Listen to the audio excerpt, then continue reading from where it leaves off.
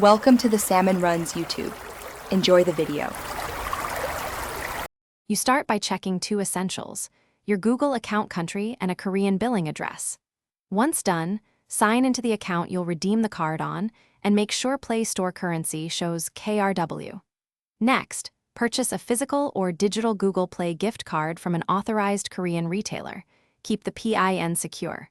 You do this because Google enforces regional currency and payment rules, so preparing the account and local details first prevents errors. Open the Google Play Store app and tap your profile icon, choose Payments and Subscriptions, then Redeem Code. Carefully type the 16-digit PIN from the card, hyphens aren't required, and hit Redeem.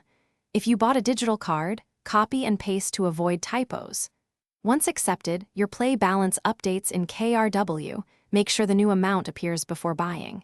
If an error appears, note the exact message, because that guides the next troubleshooting steps. Now use your Play balance to buy apps, subscriptions, or in-app items. Choose Play balance at checkout to avoid payment conflict. If a purchase fails, first confirm your Google account country remains South Korea and that the Play balance shows KRW.